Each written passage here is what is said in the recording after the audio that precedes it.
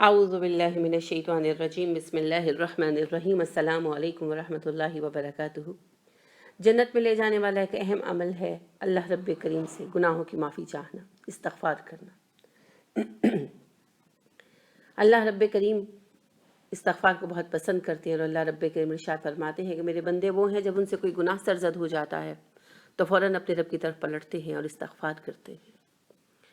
اللہ رب کریم ارشاد فرماتے ہیں سورہ ہود میں، تم اپنے رب سے استغفار کرو، اس سے توبہ کرو، وہ مقررہ وقت تک کے لیے تمہیں بہترین رزق دے گا اور ہر ذی فضل کو اپنا فضل عطا کرے گا۔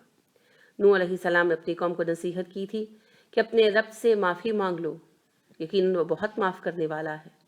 اگر تم معافیاں مانگو گے تو وہ تم پر برستی بارشیں اتارے گا اور مال اور بیٹوں کے ساتھ تمہاری مدد کرے گا، تمہیں باغات عطا کرے گا، تمہارے لیے نہریں جاری کر دے گا۔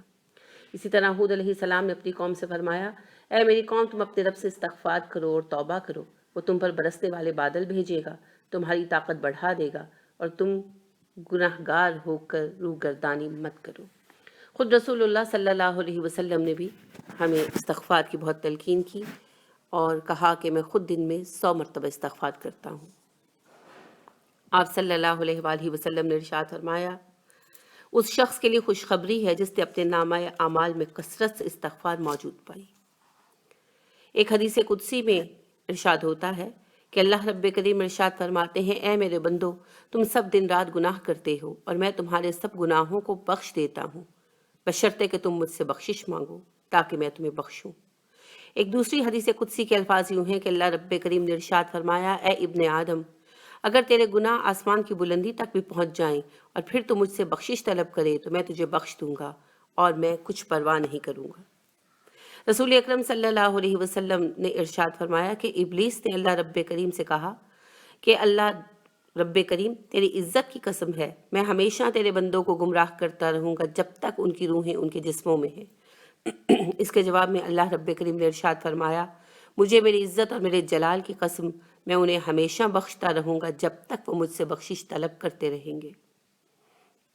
تو اب دیکھیے کہ اللہ رب کریم کے ہاں مغفرت کے دروازے ہمیشہ کھلے ہیں۔ استغفار سے مراد ہے گناہوں کی مغفرت، معافی طلب کرنا۔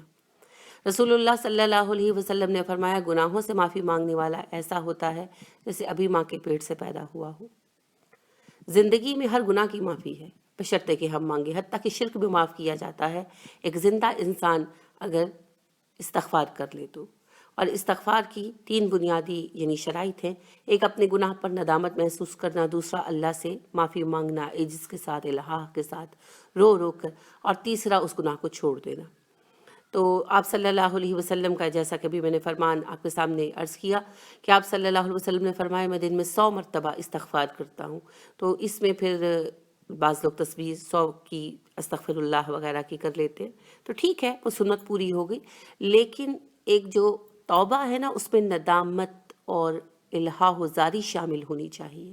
جب آپ اللہ سے معافی مانگے تو احساس ندامت بھی ہونا چاہیے، وہ آپ دعا کی صورت میں اور اللہ سے عاجزی کے ساتھ مانگتے ہوئے دن میں 1 مرتبہ کو جو بھی آپ کو فرصت کا وقت میسر ہے اس میں ضرور استغفار صحیح طریقے سے کریں۔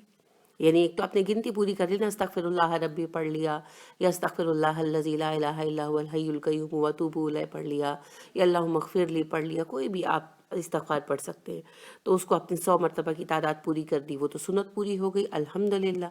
لیکن اللہ کے سامنے رو کر گڑ گڑا کر اپنے گناہوں کی معافی بھی ضرور مانگیں، اور کوشش کریں کہ روزانہ جو ہے ایک وقت اپنا مخصوص کریں جو آپ کا فارغ ہو، جب آپ رو کر اللہ سے مانگیں۔